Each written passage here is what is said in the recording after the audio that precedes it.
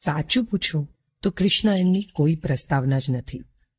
મહાભારતમાં કૃષ્ણ એક પોલિટિશિયન, રાજકારણી તરીકે પ્રગટ થાય છે, તો ભાગવતમાં કૃષ્ણનું સ્વરૂપ દૈવી છે.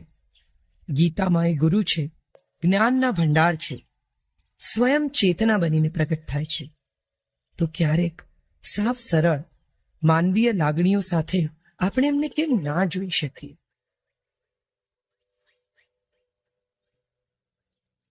એમના જીવનની 3 મહત્વની સ્ત્રીઓ તો હતી જ: પ્રેમિકા, પત્ની અને મિત્ર. રાધા, રૂકમણી અને દ્રૌપદી. એમની સાથેના કૃષ્ણના સંબંધો ખૂબ રસપ્રદ અને ઊંડા રહ્યા છે. આ 3 સ્ત્રીઓ એમના વિશે શું માને છે અથવા માનતી હતી, એ જાણવામાં મને હંમેશા રસ રહ્યો છે. આ નવલકથા કદાચ એ કુતૂહલથી પ્રેરાયેલા રસનું જ પરિણામ હોઈ શકે. મૃત્યુને જોઈ ચૂકેલા, અનુભવી ચૂકેલા કૃષ્ણ જીવનની છેલ્લી પળોમાં જીવનની કેટલીક ઘટનાઓને ફરી એકવાર જુએ છે, અનુભવે છે, એમને ફરી જીવે છે. અને એ અંતિમ પ્રયાણ પહેલાની છેલ્લી પળોનો એક નાનકડો પડાવ એટલે કૃષ્ણાયન. કૃષ્ણ સ્વીકારનું, પરમ સ્વીકારનું એક અદ્ભુત ઉદાહરણ છે. તમે એમને જે આપો તે સ્વીકારે છે, સહજ ભાવે, પ્રશ્નો નથી પૂછતા. પણ ખરેખર તો આપણે એમને જે આપીએ છીએ એ એમનું જ આપેલું નથી. દ્રૌપદીએ છેલ્લી મુલાકાતમાં કૃષ્ણને જે કહેલું એ જ મારે પણ કૃષ્ણને કહેવું છે. ત્વદીયમસ્તિ ગોવિંદ તુભ્યમેવ સમર્પ્યતે.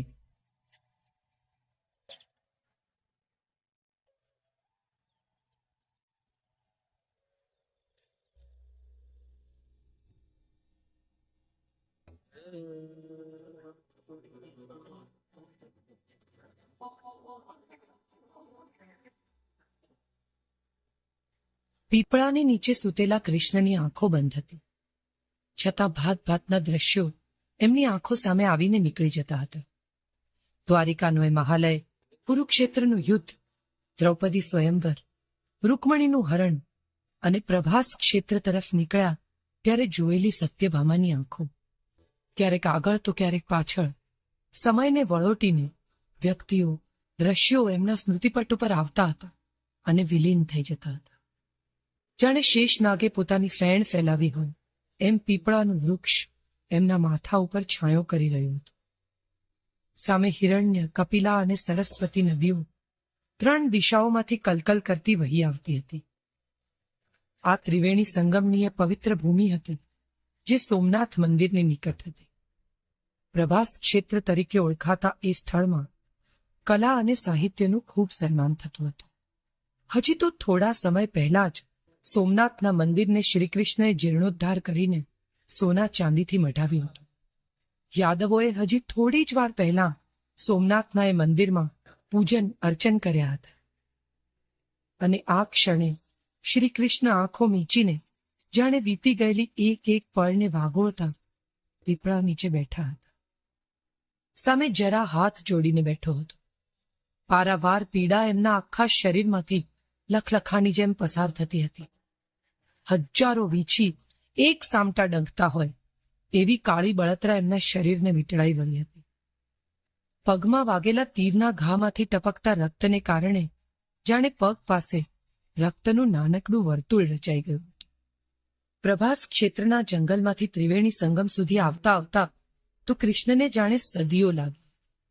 અહીં જ ત્રિવેણી સંગમ પાસે થોડીવાર પહેલા જ બલરામે પોતાનો દેહ ત્યાગી દીધો હતો. ધ્યાનસ્થ થવાનો પ્રયાસ કરતા કૃષ્ણને વારંવાર પોતાનું ધ્યાન વિચલિત થતું લાગતું. એમને ધ્યાનસ્થ થઈને સમાધિમાં ચાલી જવું હતું.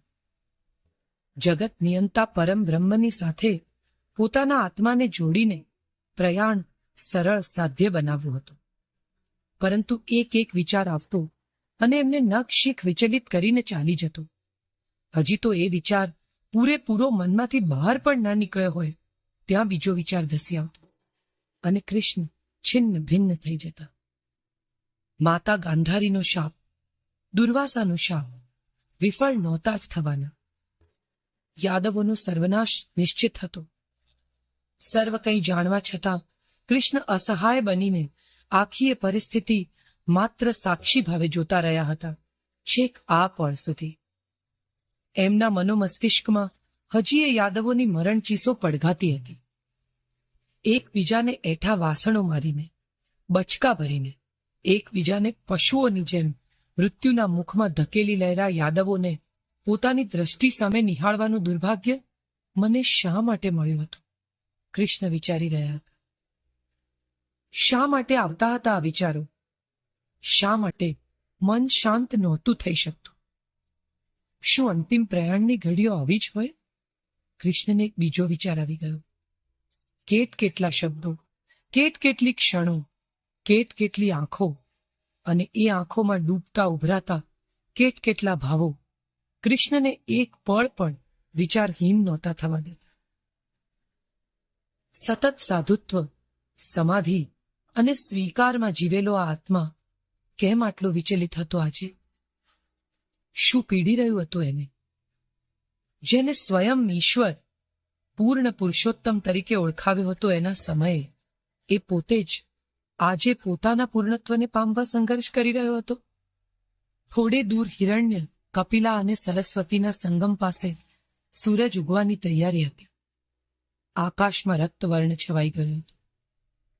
ઠંડો પવન ફર ફર કરતો વાતો હતો.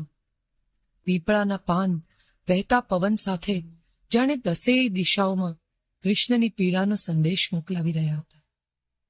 પીગળતો અંધકાર અને રાતું ચોળ આકાશ જાણે એક ભડભડતી ચિતા હોય એમ આકાશમાં જ્વાળાઓનો આકાર રચી રહ્યા હતા. હજારો બ્રાહ્મણો વેદગાન કરતા હોય એમ ચારે દિશાઓમાં ગુંજી રહ્યું હતું. મમૈવાંશો જીવલોકે જીવભૂત સનાતન મનષ્ઠાની ઇન્દ્રિયાણી પ્રકૃતિસ્થાની કર્ષતિ.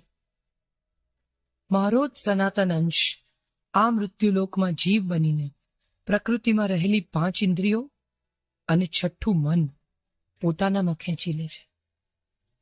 મૃત્યુમય જીવન કે જીવનથી ભરપૂર મૃત્યુ, આ બેની વચ્ચે અટવાતા જીવોને જે કદીએ નહોતું સમજાયું એવું સત્ય સ્વયં આજે સનાતનને સચ્ચિદાનંદમાં ભળી જતો જોઈને આકળ વિકળ હતો.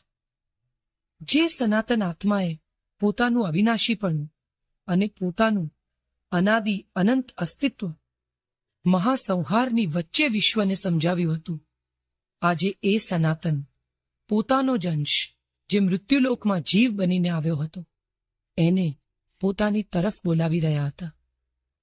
અને ત્યારે કોણ જાણે કેમ કૃષ્ણને દ્રૌપદીનું કહેલું સ્મૃતિમાં આવી ગયું. ત્વદીયમસ્તિ ગોવિંદ તુભ્યમેવ સમર્પ્યતે. કૃષ્ણ બંધ આંખે એકવાર જીવેલું જીવન ફરી જીવી રહ્યા હતા. હજીએ આ પળ સુધી એમને નહોતું સમજાયું કે એવું કેમ કહ્યું હતું દ્રૌપદીએ. એ દિવસે દ્વારિકાથી હસ્તિનાપુર જતી વખતે દ્રૌપદીએ અચાનક જ આવી વાત કહી હતી. ગળું ભરાઈ આવ્યું હતું એનું, પણ અવાજ સ્થિર હતો, આંખો કોરી હતી. છતાં શબ્દોની ભીનાશ અનુભવી શક્યા હતા કૃષ્ણ. તમે જ કહ્યું હતું ને, સંશયાત્મા વિનશ્યતિ. સાચું છે સખા, જ્ઞાન જ પ્રશ્નો ઊભા કરે છે અને મારું જ્ઞાન મને જ પીડતું રહ્યું. સમગ્ર જીવન એક પ્રશ્નાવલીની જેમ જીવી ગઈ હું અને પ્રત્યેક પ્રશ્ન પ્રત્યંચાની જેમ મને જ તાણતો રહ્યો. મારા પ્રશ્નો વેદનાના સણસણતા બાણ બનીને મારા જ પ્રિયજનોને વાગતા રહ્યા, રક્તરંજિત કરતા રહ્યા.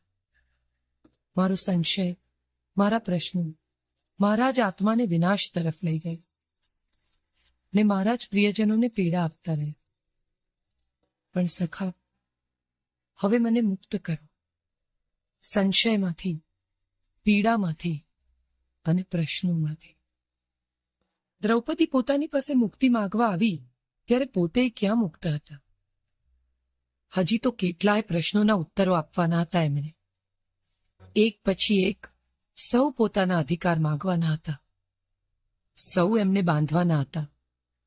સૌ પાસે એમણે મુક્તિ માગવાની હતી કે પછી સૌને મુક્તિ આપીને સ્વયંને મુક્ત કરવાની પ્રક્રિયા અહીંથી જ શરૂ થઈ ચૂકી હતી. પશુના મોતે મરીશ, સાવ એકલો, અસહાય અને પીડિત. માતા ગાંધારીએ કુરુક્ષેત્રના યુદ્ધ પછી એમને મળવા ગયેલા કૃષ્ણને કહ્યું હતું. હૃદય વલોવી નાખે એવી પીડા હતી એમના અવાજમાં. કોણ જાણે કેમ કૃષ્ણને એ અવાજ ગોકુળથી નીકળતી વખતે સાંભળેલા યશોદાના અવાજમાં ભળી જતો લાગ્યો હતો. પુત્ર વિયોગની પીડા એક સરખી જ હશે કોઈ પણ યુગમાં, કોઈ પણ માને.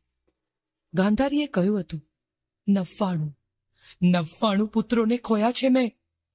દુર્યોધનની જાંઘમાંથી નીતરતું રક્ત આજે પણ મારા પગ પલાળે છે. હું થાકી જાઉં છું મારા ચરણ ધોવડાવીને. દુશાસનનો ધડમાંથી છૂટો પડેલો હાથ ક્યારેક અડધી રાત્રે બોલાવે છે મને, કૃષ્ણ, તમે ઠીક નથી કર્યું.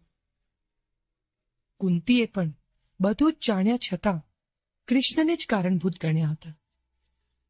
કૃષ્ણ, મારા પુત્રોનો વિજય ભલે થયો, પણ હસ્તિનાપુરની કેટલીય માતાઓને પુત્ર વિહીન કરી છે તે.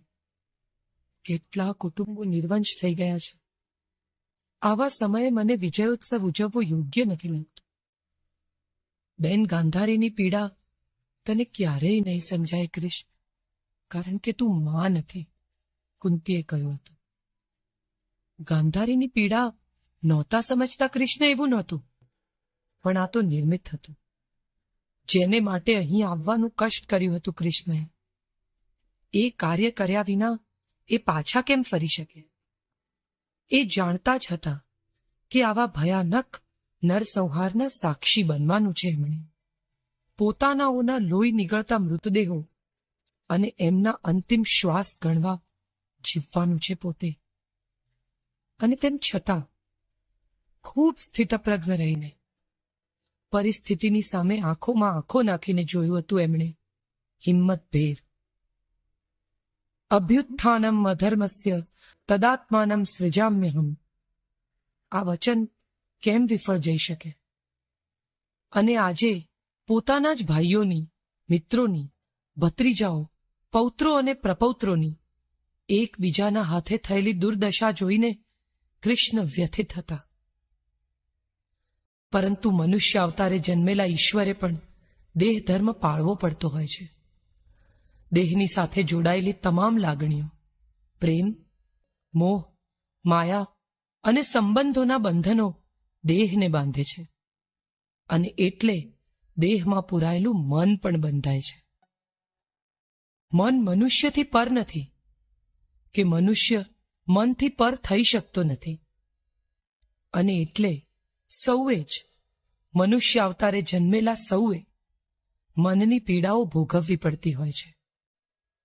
કૃષ્ણ વિચારી રહ્યા હતા, અને ત્યારે એમની સ્મૃતિમાં ઉભરાઈ આવ્યું દ્રૌપદીનું એ વાક્ય ફરી એકવાર, ત્વદીયમસ્તિ ગોવિંદમ તુભ્યમેવ સમર્પ્યતે.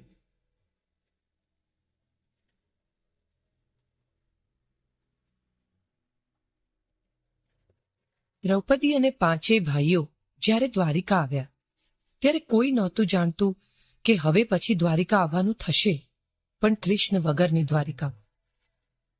પાછા ફરતી વખતે દ્રૌપદી વહેલી સવારે કૃષ્ણના કક્ષમાં આવી હતી. આમ તો વહેલી સવારે કૃષ્ણના કક્ષમાં એમની રાણીઓ કે બલરામ પણ જતા સહેજ ખચકાતા. કૃષ્ણની પૂજા અને ધ્યાનનો સમય હતો આ. સવારના સમયે એ એકાંત ઈચ્છતા, પરંતુ દ્રૌપદીને આજે ગયા વગર ચાલે એમ નહોતું. એને જે કહેવું હતું એ બધાની સામે કહી શકાય એમ નહોતું.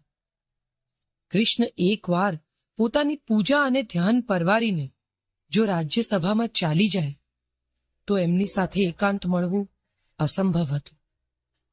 અને દ્રૌપદી જાણતી હતી આ. અને એટલે જ એણે આજે પ્રાતઃકાળે સ્નાનાદિથી પરવારીને કૃષ્ણના કક્ષમાં જવાનું નક્કી કર્યું હતું. હમણાં જ પૂજામાંથી ઉઠેલા કૃષ્ણના ચહેરા પર અદ્વિતીય તેજ હતું. કપાળમાં ચંદનની અર્ચા કરી હતી. ઉત્તરીય વગરનું એમનું શરીર જાણે આરસ પહાણમાં કંડાર્યું હોય એટલું સુંદર અને સુદૃઢ હતું. સિંહ જેવી કટી, વિશાળ ખભા અને પહોળી છાતી. છાતી પર અલંકારો વગર માત્ર એક જનોઈ. મોર મુકુટ વગરનું મસ્તક. તાજા ધોયેલા કાળા ચમકતા વાળ. કાન પાસે સહેજ સફેદી. આંખોમાં વિશ્વભરની કરુણા અને વાત્સલ્ય. દ્રૌપદી એક ક્ષણ જોઈ રહી એમની સામે. આજ ઈશ્વરનું મનુષ્ય સ્વરૂપ હશે. દ્રૌપદીને જોઈને કૃષ્ણને જરાય આશ્ચર્ય ન થયું. હાથમાં આરતીની થાળી પકડીને ઉભેલા કૃષ્ણએ સુંદર સ્મિતથી દ્રૌપદીનું સ્વાગત કર્યું. પધારો યાજ્ઞસેની. પૂજાના સમયે સાક્ષાત દેવીનું આગમન શુભનો સંકેત કરે છે. સખા. દ્રૌપદી આગળ કશું બોલી શકી નહીં. કૃષ્ણએ આસન આગળ કર્યું. બિરાજો. સારી એવી ક્ષણો એક પણ અક્ષર બોલ્યા વિના સાવ મૌન રહીને એ કૃષ્ણની સામે બેસી રહી. સદ્ય સ્નાતા દ્રૌપદી સૌમ્ય લાગતી હતી. એના છૂટા વાળમાંથી હજીએ પાણીના બિંદુ ઝળકી જતા હતા. મલાઈ અથવા એવો કોઈ સ્નિગ્ધ પદાર્થ લગાડીને સ્નાન કર્યું હશે કદાચ, એટલે કપાળ પર અને નાક પર ત્વચા તગતગતી હતી. પ્રૌઢા બનેલી દ્રૌપદીનો બાંધો અને શરીર આજે પણ કોઈ કુંવારી યુવતીને શરમાવે એટલો સુડોળ અને આકર્ષક હતો. આછા ભૂરા રંગની કંચુકી અને એ જ રંગનું રેશમી ઉત્તરીય પહેરેલી દ્રૌપદીના ચહેરા પર આખી રાતનો ઉજાગરો ચાડી ખાતો હતો. 2-3 વાર બોલવાનો પ્રયત્ન કરીને અટકી ગઈ.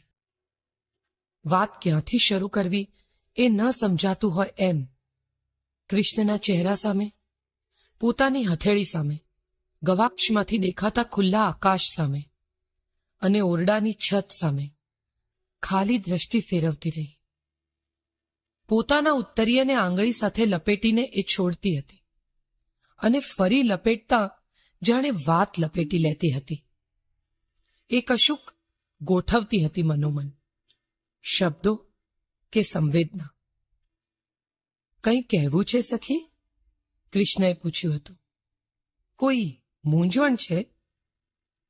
કંઈ કહેવું છે, પણ કઈ રીતે કહું એ નથી સમજાતું. શરૂ કરો, આપોઆપ કહેવાતું જશે, કૃષ્ણએ કહ્યું. ખરી વાત છે સખા. તમારી સામે કદીએ શબ્દ શોધવાની મૂંઝવણ નથી થઈ મને.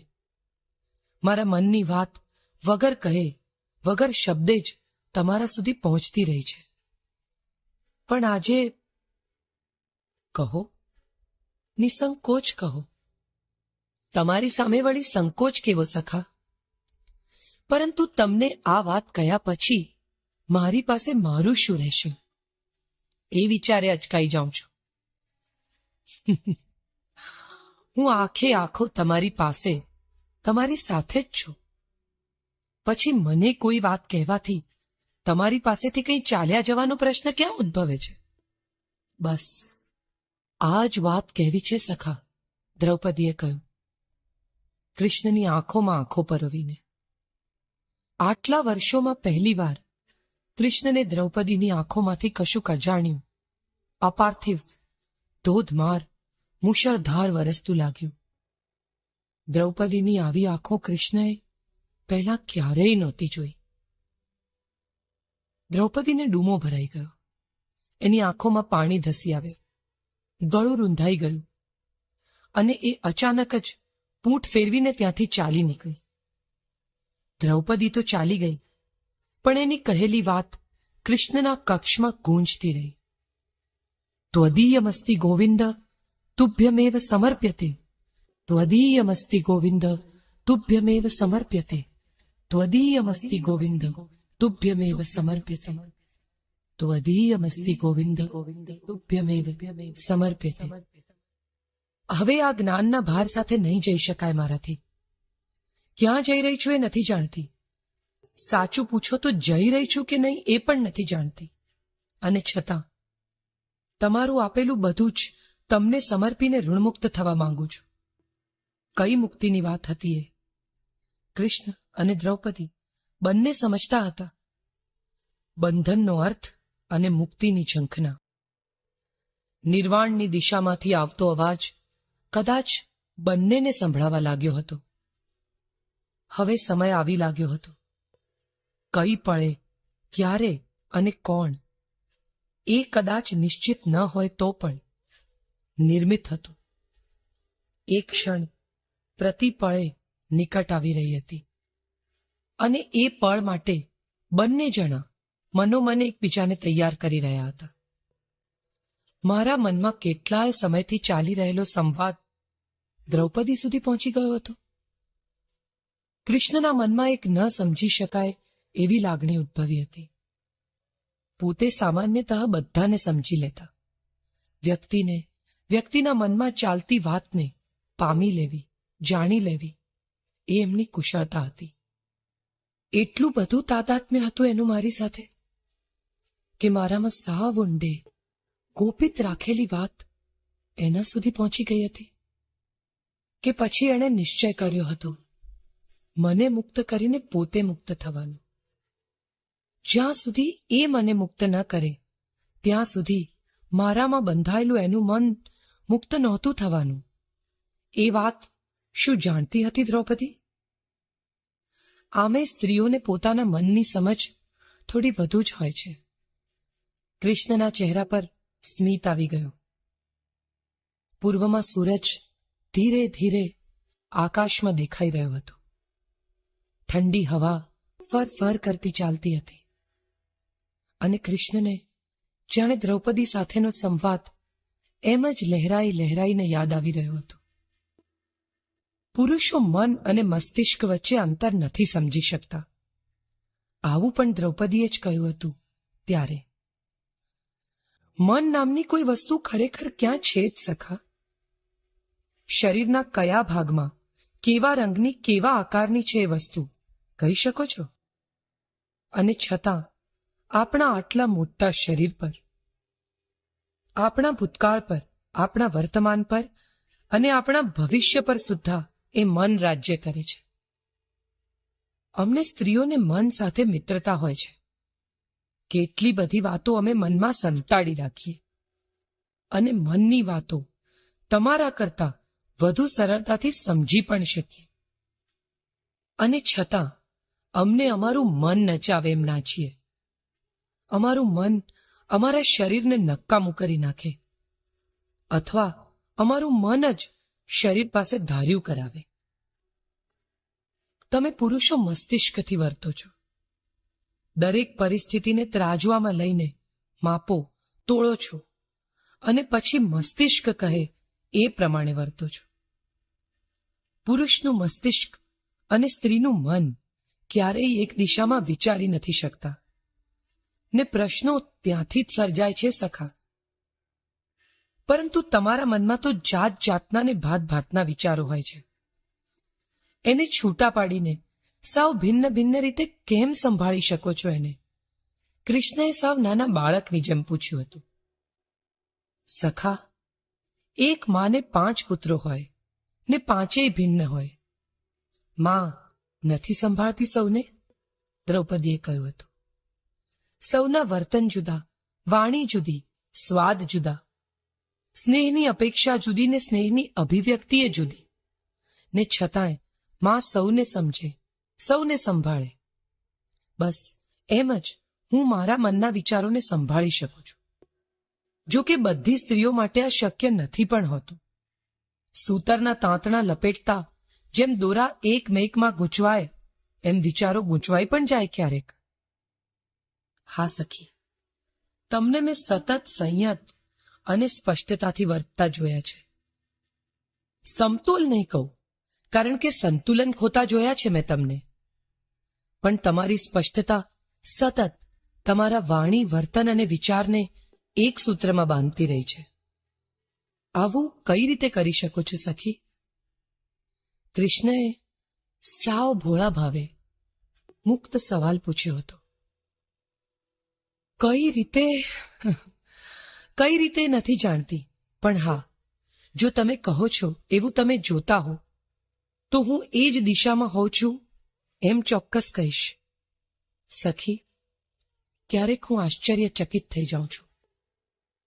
5 પતિઓની સાથે સાવ ભિન્ન રીતે વર્તતી તમારામાં રહેલી 5 સ્ત્રીઓને જોઈને. એ 5 સ્ત્રીઓ આજે એક થઈને સમર્પિત થાય છે સખા. એક એવા પુરુષને જે મારા માટે સૌથી ઊંચા, સૌથી અનન્ય સ્થાને છે. એ મિત્ર છે, બંધુ છે, સખા છે, અને શું સખી? અને સહેજ અચકાઈને ઉમેર્યું હતું દ્રૌપદીએ. અને મારું સર્વસ્વ, મારું સન્માન, મારું સ્વત્વ, મારું સ્ત્રીત્વ જ્યાં આવીને શબ્દહીન થઈ જાય છે, એ સ્થાને ઉભેલા પુરુષના ચરણમાં હું આજે એણે આપેલું બધું જ પાછું સમર્પિત કરું છું. એણે નહીં આપેલું પણ એને જ પાછું આપું છું. દ્રૌપદીની આંખો જાણે શું આપીને ખાલી થઈ ગઈ હતી. આજ સુધી જીવનથી ભરપૂર એ 2 આંખો આ ક્ષણે જીવનથી વિમુખ થઈ જાણે સાધુત્વની કક્ષાએ નિસ્પૃહ થઈને કૃષ્ણને જોઈ રહી હતી.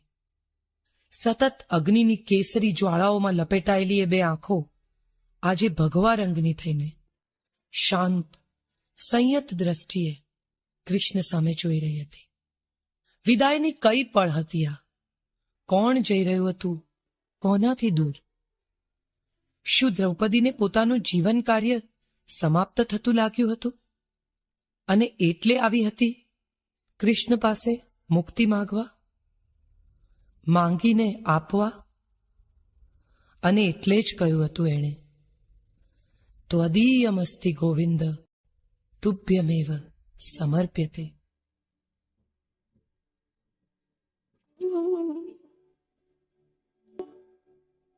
આપ સાંભળી રહ્યા છો પ્રસિદ્ધ સાહિત્યકાર કાજલ ઓઝા વૈદ્ય લિખિત કૃષ્ણાયન, માત્ર જલસો ઉપર. વાંસળી કોણ જાણે ક્યાંથી કૃષ્ણના કાનમાં ગુંજવા લાગી. હિરણ્ય, કપિલા અને સરસ્વતી નદીઓનો કલકલ કરતો વહી રહેલો પ્રવાહ જાણે યમુના બનીને ઉછાળા મારવા લાગ્યો. કદંબનું ઝાડ કૃષ્ણની આંખો પર ઝૂકી આવ્યું અને યમુનાના કાંઠે ઉગેલા વૃક્ષોની ગાઢી, લીલી, વિનાશવાળી હવા કોણ જાણે ક્યાંથી વહી આવી. વહેલી સવારનો સૂરજ આમ તો જાણે અહીંનો કે ત્યાંનો કૃષ્ણને સરખો જ લાગ્યો, પણ તેમ છતાંય ગોકુળની ગલીઓ ગાયના ગળામાં બાંધેલી ઘંટડીઓ રણકાવતી જાણે સ્વયં ચાલીને કૃષ્ણની બંધ આંખો સામે આવીને ઊભી રહી. બધી જ ગલીઓ હાથ ફેલાવીને જાણે કૃષ્ણને કહેતી હતી, આવ કાના, ચાલી આવ. મોર પીછના ઢગલે ઢગલા કૃષ્ણના શરીર પર પડી પડીને જાણે લસરી જવા લાગ્યા. ઉગતા સૂરજની સાથે પંખીઓનો કલબલાટ અહીં પણ હતું, પણ ઘર ઘરમાંથી આવતી ગાયોની ભાંભર અને ગોકુળની સ્ત્રીઓના પ્રભાતિયા કૃષ્ણના કાનમાં કોણ જાણે ક્યાંથી સંભળાવા લાગ્યા. માના અવાજમાં ગવાતા પ્રભાતિયા સાંભળીને ગાયો ચરાવવા જવાની વેળા થઈ છે એમ જાણીને કૃષ્ણએ આંખો ખોલવાનો બહુ પ્રયાસ કર્યો, પણ પીપળાની નીચે સૂતેલા કૃષ્ણની આંખો પર કોણ જાણે કોણે મણનું વજન મૂક્યું હતું. કૃષ્ણની આંખો ખુલતી જ નહોતી.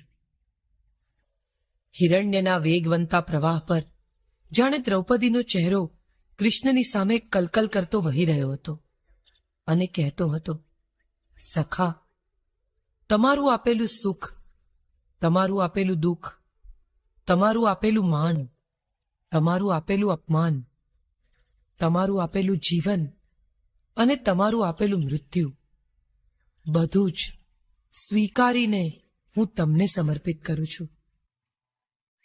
કૃષ્ણની આંખો સામે દ્રૌપદીની બે તેજ શિખાસી તેજસ્વી આંખો તરવરવા લાગી. કૃષ્ણને દ્રૌપદીનો એ તરફડાટ, એની ઝઝૂમવાની, જીવન સાથે લડવાની અને લડીને ફરી ફરીને હારવાની, હારીને ઊભા થવાની અને ફરી લડવાની શક્તિઓ માટે અજબ માન હતું. દ્રૌપદીનું સ્વત્વ જ એનું વ્યક્તિત્વ હતું. આવી સ્ત્રી સમર્પિત થાય ત્યારે શું આપી શકે?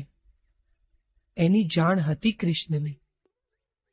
એમને પહેલી વાર વિચાર આવ્યો, આ સ્ત્રીએ આપેલું બધું જ હું સ્વીકારી શકીશ ખરો? શું હું લાયક છું આટલા મોટા અને વિરાટ સમર્પણને?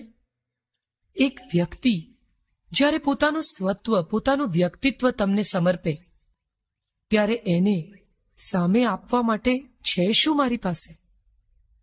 હું તો પોતે જ જઈ રહ્યો છું. સમર્પણ સ્વીકારવાનો સમય ક્યાં બચ્યો છે મારી પાસે? અને છતાંય એણે આપેલું બધું જ મારી છાતી ઉપર એક ભાર બનીને બેસી ગયું છે. સખી, શા માટે? શા માટે આટલી મોટી જવાબદારીઓમાં નાખો છો મને? હવે પ્રયાણની ક્ષણોમાં? કૃષ્ણથી પૂછાઈ ગયું, અને એ તેજ વેરતી અગ્નિશિખા સમી બે આંખો કૃષ્ણની સામે છલોછલ ભરાયેલા સરોવરની જેમ છલકાઈ રહી. હજી તો એ બે આંખો કૃષ્ણની સ્મૃતિમાંથી ભૂંસાય એ પહેલાં જ એક વહાલ સોયો સૌમ્ય ચહેરો કૃષ્ણ સામે જોઈ રહ્યો હતો. કપિલાનો સ્વચ્છ વેગવંતો પ્રવાહ કૃષ્ણની સામે વહી આવતો હતો અને સડસડાટ સમુદ્રને મળવા ઉતાવળો થઈને જઈ રહ્યો હતો. કૃષ્ણ હજી તો નિરુત્તર હતા દ્રૌપદીના પ્રશ્ન સામે. એમની આંખો સામે દ્રૌપદીનો વલવલાટ, તલસાટ હજી તો શમ્યો નહોતો. એ જ વખતે કપિલા ઉપર વહેતો રૂકમણીનો ચહેરો કૃષ્ણની સામે ભીની આંખે જોઈ રહ્યો હતો. શું હું ઊણી ઉતરી છું સહધર્મચારિણી તરીકે? રૂકમણીના ચહેરા પર તગતગતી બે આંખોએ કૃષ્ણની આંખોમાં જોયું, અને જાણે કેટલીય સદીઓની પ્રતીક્ષા પછી હજુય એ જ પ્રશ્ન લઈને એની બે આંખો કૃષ્ણને મૂંઝવી રહી. શા માટે આર્યપુત્ર, શા માટે? આટલો બધો ભાર એકલા ઉપાડીને શા માટે ચાલ્યા? મને તમારી સાથે ના આવવા દીધી તો કંઈ નહીં, પણ તમારા માર્ગમાં ક્યાંક ઘડીક જો થંભ્યા હોત મારે માટે તો... રૂકમણીની આંખોમાં ઉપાલંબ ઓછો અને વેદના વધુ હતી. હું તમને ક્યારેય રોકત નહીં. તમારા માર્ગના કંટકો વીણી લેત, પુષ્પો પાથરી દેત. અંધારા માર્ગમાં સ્વયં દીપક થઈને પ્રજ્વલિત થઈ હોત હું. શા માટે પ્રભુ, શા માટે આ આકરી યાત્રા આમ એકલા કરતા રહ્યા? સ્વધર્મનું પાલન શું માત્ર તમારે જ કરવાનું હતું? શું હું સહધર્મચારિણી તરીકે ઊણી ઉતરી છું? રૂકમણીનો ચહેરો કૃષ્ણને પૂછી રહ્યો હતો. આવી વિકત આંખો કૃષ્ણએ પહેલા ક્યારેય નહોતી જોઈ. કશું ખૂબ સૂકું, ખૂબ ખાલી અને ખૂબ તરડાયેલું રૂકમિણીની આંખોમાં જોતા કૃષ્ણને અટકાવી રહ્યો. નાથ, ધર્મ, અર્થ અને કામના માર્ગ પર મેં તમારો હાથ પકડી રાખ્યો. હવે મોક્ષના માર્ગે એકલા જ જશો? હજી એ રૂકમિણી પૂછી રહી હતી, અને કૃષ્ણ પત્નીના આ પ્રશ્ન સામે નિરુત્તર હતા. કૃષ્ણના હૃદય પર જાણે ભાર વધી રહ્યો હતો. આ એ બે સ્ત્રીઓ હતી જેમણે એમને બધું જ આપ્યું હતું. પોતાનું સ્વત્વ, પોતાનું તત્વ અને પોતાનું વ્યક્તિત્વ સમગ્રપણે કૃષ્ણમાં ઓગાળીને જીવી હતી આ સ્ત્રીઓ. અને આજે એમની આંખો કેમ આટલી સૂની, કેમ આટલી શૂન્ય હતી? શું પોતે એમને કશુંય નહોતા આપી શક્યા? કૃષ્ણનું મન ખૂબ ઉદાસ થઈ ગયું. દૂર ઊગી રહેલા સૂરજ સામે જોઈને કૃષ્ણએ મનમાં વિચાર્યું, આ બે સ્ત્રીઓ જેમણે પોતાનું હોવું મારા કારણે, મારા નામે, મારી આસપાસ ગૂંથ્યું, શું હું એમને કશુંય નથી આપી શક્યો?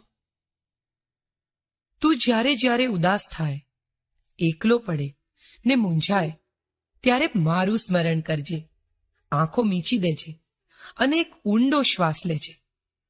તું મને તારી આસપાસ અનુભવી શકીશ. કાના, આમ તો હું તારાથી જુદી પડતી જ નથી. તું જાય છે મને મૂકીને દરેક વખતે. પણ કાના, એક વાત સ્મરણમાં રાખજે. તારા એકાંતમાં, તારા એકલાપણામાં કે તારા મૂંઝારામાં એકમાત્ર નામ તારી સ્મૃતિમાં આવશે અને એ મારું હશે. તું ભલે મને પાછળ છોડીને જાય, પણ હું તારી સાથે જ આવું છું. મને મૂકીને જવું તારે માટે શક્ય નથી. હું તારા પ્રાણમાં વસું છું કાના. જો, શ્વાસ લે અને પાડ મારા નામની બૂમ. હું છું ને તારી બાજુમાં. સરસ્વતીનો પાંખો પ્રવાહ અને સ્વચ્છ નીરમાં બે આંખો તરવરતી હતી. પ્રતીક્ષારત, રીસાયેલી, કૃષ્ણમય, કૃષ્ણ સમર્પિત બે આંખો. અને છતાંય એમાં કૃષ્ણ પ્રેમનું તેજ હતું. ચંચળ બાળક જેવી બે આંખોમાં કંઈક એવો ભાવ હતો જે જોઈને કૃષ્ણના મનમાં ઉગી ઉઠેલો વિષાદ અચાનક ખંખેરાઈ ગયો. એ બે આંખોમાં ક્યાંક દૂર દૂર એક નાનકડો પ્રશ્ન હતો, જાણે કહેતી હોય, હજીએ મારી વંચના કરીને એકલો જ જઈશ? મને આવવા દે તારી સાથે કાના. મારા વિના તારું વર્તુળ પૂરું નહીં થાય. હું તારી સમગ્ર કમનીયતા છું. હું તારું સંગીત છું, તારી છાયા છું. છાયાને છોડીને કાયા કેમ જશે કાના? કૃષ્ણ આમ તો હજી એ બંધ આંખે ગોકુળની ગલીઓમાં જ ફરી રહ્યા હતા.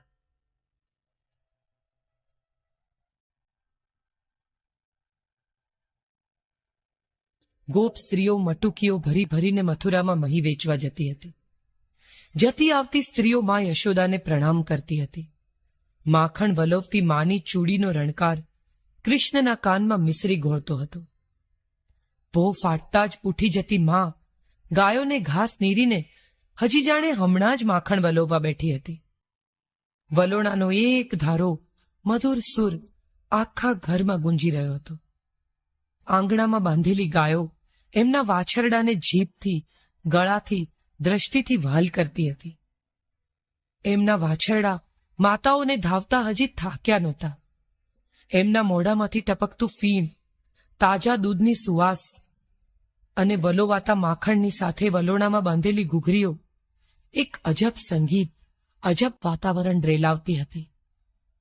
માખણ વલોવતી માના વલોણાની ઘૂઘરીઓ, માની ચૂડી અને ઝાંઝરનો રણકાર, પ્રભાતિયા અને વાંસળીના સૂરની પેલે પારથી જાણે કોનો અવાજ સાથ દેતો હતો આ હિરણ્ય, કપિલા અને સરસ્વતીના સંગમના તીરે.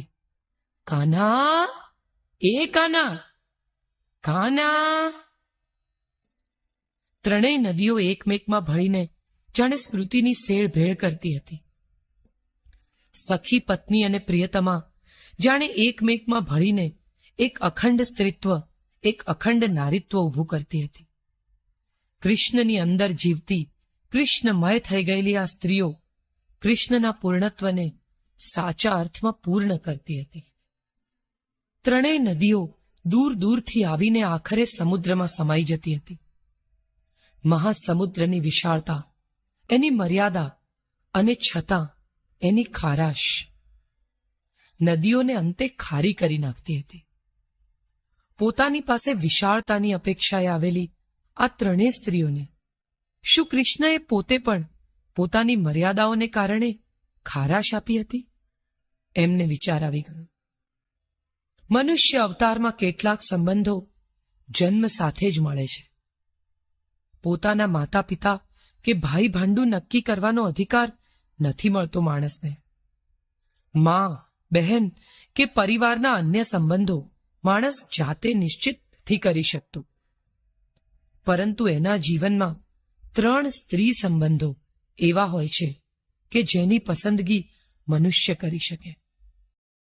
એક પત્ની, બીજી પ્રિયતમા અને ત્રીજી મિત્ર. આ 3 સંબંધો માણસ જાતે મેળવે છે, જાતે સાચવે છે, જાતે રચે છે અથવા નષ્ટ કરે છે. પોતાના જીવનમાં આવેલી આ પત્ની, પ્રિયતમા અને સખીને શું આપી શક્યા હતા પોતે? ફરી એકવાર કૃષ્ણને 3 નદીઓ પર તરતા એ 3 ચહેરાઓ વારાફરતી સ્મૃતિમાં આવી ગયા. ગોકુળથી નીકળતી વખતે રાધાએ કહ્યું હતું, થાલા વચનો ના આપ કાના, હું ગોકુળ છોડવાની નથી ને તું ક્યારેય ગોકુળ પાછો આવવાનો નથી. હવે આ યમુનાના પાણી, આ કદમની ડાળીઓ, આ ગાયોની ભાંભર અને ગોકુળની ગલીઓ તને ક્યારેય ભૂલશે નહીં.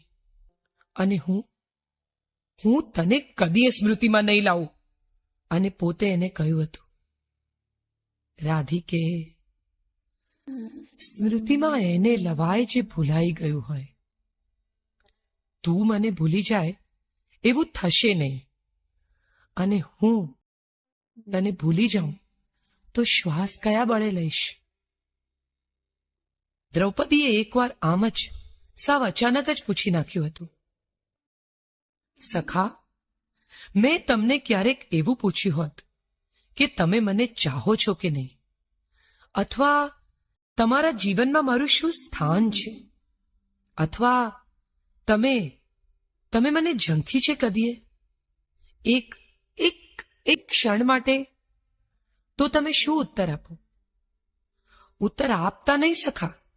મેં હજી પૂછ્યું નથી, કારણ કે ઉત્તર સાંભળ્યા પછી મન અને તન એક દિશામાં ન પણ રહે. ત્યારે કૃષ્ણએ પોતે કહ્યું હતું, ઉત્તરની અપેક્ષા હોય તો પૂછો, પરંતુ જે ઉત્તર તમારા મનમાં અખંડ વિશ્વાસ થઈને પ્રજ્વળી રહ્યો છે, એ પ્રશ્નનો ઉત્તર બહાર શોધવો પડે તો મને તમારા સખાના સંબોધન વિશે પ્રશ્ન થાય.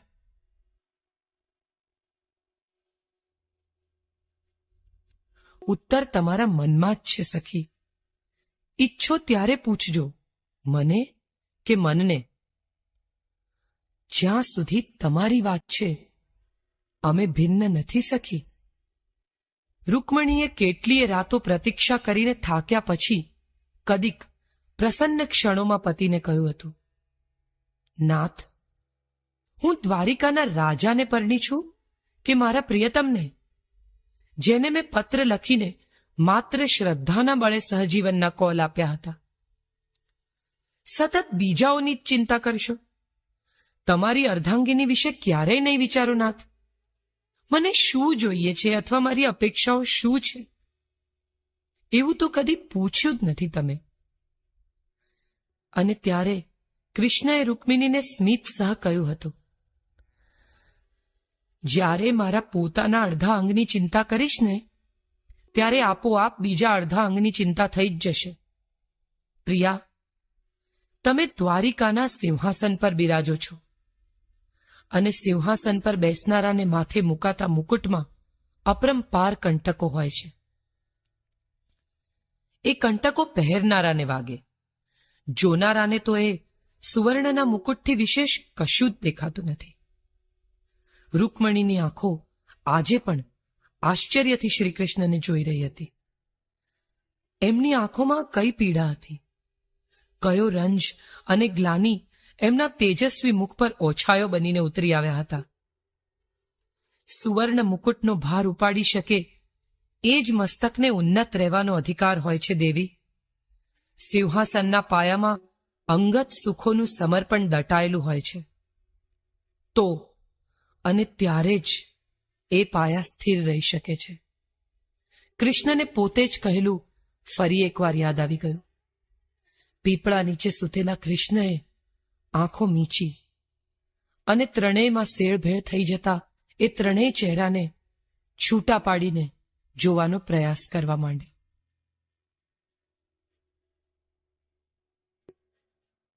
પીપળા નીચે સૂતેલા કૃષ્ણએ આંખો મીચી અને ત્રણેયમાં સેળભેળ થઈ જતા એ ત્રણેય ચહેરાને છૂટા પાડીને જોવાનો પ્રયાસ કરવા માંડ્યો. એક રાત્રે જ્યારે સમુદ્ર પૂરેપૂરી ભરતી પર હતો, સમુદ્રના મોજાઓ ભયાનક અવાજ કરતા કિનારા સુધી આવતા હતા અને ફીણ ફીણ થઈને વિખરાઈ જતા હતા. રાત વધારે કાળી, વધારે શાંત અને ભાવિને પોતાના ગર્ભમાં છુપાવીને વધુ અકળાવનારી થઈ ને દ્વારિકા પર છવાયેલી હતી. કૃષ્ણ પટરાણીના મહેલના ઝરૂખામાં આથમતી સાંજથી એકલા બેઠા હતા. મુહૂર્તોના મુહૂર્તો એકલા બેસવું અને ચિંતન કરવું એ કૃષ્ણ માટે નવાઈની વાત નહોતી. રૂકમણીએ લગ્ન કરીને આવી એ દિવસથી એમને આમ દીર્ઘ સમય સુધી ધ્યાનસ્થ થઈને એકલા બેઠેલા જોવાની ટેવ પાડી હતી.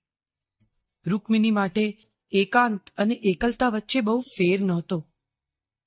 કૃષ્ણની પ્રતીક્ષા કરતા બેસી રહેવું એ જ જાણે ભાગ્ય હતું દ્વારિકાની પટરાણીનું. ખૂબ બુદ્ધિશાળી હતી રૂકમિણી. વિદુષી કહી શકાય એ કક્ષાએ શાસ્ત્રો અને રાજનીતિનો અભ્યાસ કર્યો હતો. એના પિતા કુંડિનપુરના મહારાજાએ રૂકમી અને રૂકમિણીના ઉછેર વચ્ચે કોઈ તફાવત નહોતો રાખ્યો.